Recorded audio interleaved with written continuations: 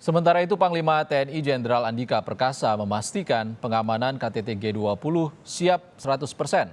TNI memiliki command center yang akan memantau semua pergerakan dari udara, laut, dan darat untuk menyukseskan gelaran KTT G20. Kita ikuti perbincangan jurnalis Kompas TV Dipo Nurbahagia bersama Panglima TNI Jenderal Andika Perkasa yang telah kami rekam sebelumnya. 18.000 pasukan ataupun aparat gabungan akan diterjunkan untuk mengamankan perhelatan KTT G20 pada tanggal 15 hingga 16 November 2022, tentu terdiri dari unsur TNI maupun Polri. Dari unsur TNI sudah ada 12 Satgas Pengamanan Khusus VVIP yang kemudian akan memastikan keamanan delegasi termasuk kepala negara pada saat menghadiri KTT G20 pada tanggal 15 hingga 16 November 2022. Ada juga 408 pasukan elit dari 3 matra yang kemudian akan juga turut mengamankan jalannya presidensi KTT G20 di Nusa Dua Bali. Membahas lebih dalam terkait dengan hal ini, kami sudah bersama dengan Panglima TNI Jenderal TNI Andika Perkasa. Pak Andika, terima kasih sudah meluangkan waktunya bersama dengan Kompas TV. Sehat, Pak? Ya, sehat. Oke. Di tengah kesibukan yang luar biasa ini, kita tinggal menghitung hari untuk sampai di KTT G20 pada tanggal 15 hingga 16 November 2022. Sejauh ini persiapan pengamanan baik darat, laut maupun udara sudah sampai mana, Pak? Waduh, kalau menurut saya kita sudah relatif siap 100% per hari ini. Dan bukan menghitung hari nih, nanti malam sudah datang. Oke, Pak. Yang merupakan undangan utama setingkat kepala negara. Jadi nanti malam jam 19-an itu sudah datang direktur dari Asian Development Bank yang kita diperlakukan seperti kepala negara. Jadi sudah mulai nih nanti malam. Nah, jadi kesiapan kami sudah siap. Tadi briefing terakhir di sini untuk memastikan semua standby, yang masuk posisi, semua unsur pimpinan di posko masing-masing. Pak, mumpung kita sedang di Command Center Pengamanan VVIP KTT G20, langsung ditunjukkan boleh Bapak? Boleh. Siap. Ada beberapa ya, untuk kita melihat semua pesawat yang sedang airborne, ada beberapa. Pertama coba TDAS. TDAS ini adalah aplikasi yang dimiliki oleh TNI, Angkatan Udara. Ini menunjukkan informasi tentang penerbangannya. Dan ini yang sedang airborne ini. Jadi di sini penerbangan yang saat ini kelihatan semua. Aplikasi Sisfo yang kami miliki, kalau ini yang dimiliki oleh komersil. Tapi kita bisa dapatkan juga. Jadi kita punya pandangan terhadap siapa yang terbang di sekitar kita. Kita juga punya pandangan tentang pergerakan aset laut, kapal.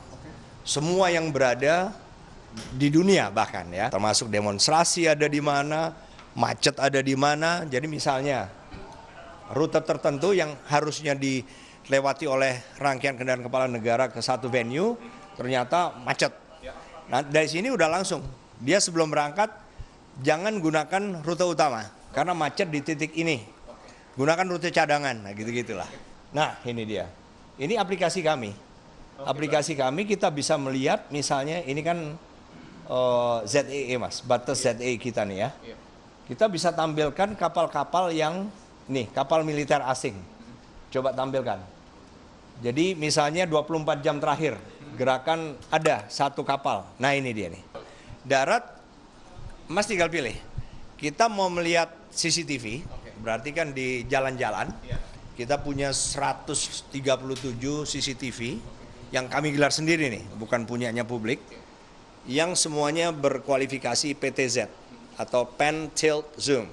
Jadi masing-masing kamera dari 137 itu kita bisa putar kiri kanan, naik turun ataupun zoom in zoom out ya. Nah, tapi kita juga punya pandangan real time. Kebetulan pesawat kita sekarang baru aja turun. Tapi nanti hari H itu di udara terus selama dibutuhkan. Karena kita punya 2 pesawat Boeing pengintai. Nah, itu seperti ini ya, betul ya? Ini adalah video footage walaupun ini recorded. Nah ini recorded tadi.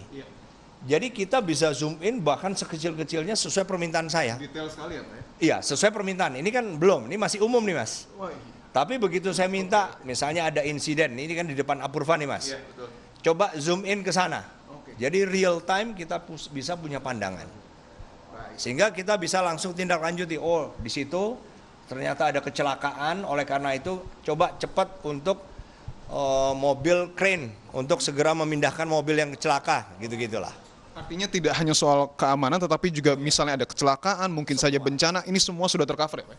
Termasuk demonstrasi ada di mana. 17 kepala negara kurang lebih akan hadir. Yang paling santer dibicarakan adalah kehadiran dari Presiden Amerika Serikat, Joe Biden, dan juga Presiden Tiongkok, Xi Jinping. Apakah kemudian ada perbedaan pengamanan yang akan dilakukan dari kepala negara lain dan juga Joe Biden dan juga Xi Jinping? Kalau pengamanan dari kami sama, dari kami sudah menyiapkan sesuai standar lah. Rangkaian kendaraan, kemudian pengaman pribadi atau protective details yang nempel ke Presiden, jumlahnya sama. Kemudian selain itu juga misalnya kendaraan berlapis baja yang kami siapkan seandainya kita harus mengevakuasi kepala-kepala negara itu. Tapi biasanya membedakan adalah perangkat dari mereka masing-masing. Memantau bagaimana tadi comment center ini dapat melihat secara langsung dan juga detail ya Pak ya, bagaimana situasi keamanan di darat, laut maupun udara. Tentu kita berharap KTT G20 berjalan aman, semua yang kita rencanakan ini berjalan dengan sesuai rencana begitu, dan tentunya sukses. Terima kasih banyak Panglima TNI Jenderal TNI Andika Perkasa. Thank you, Mas.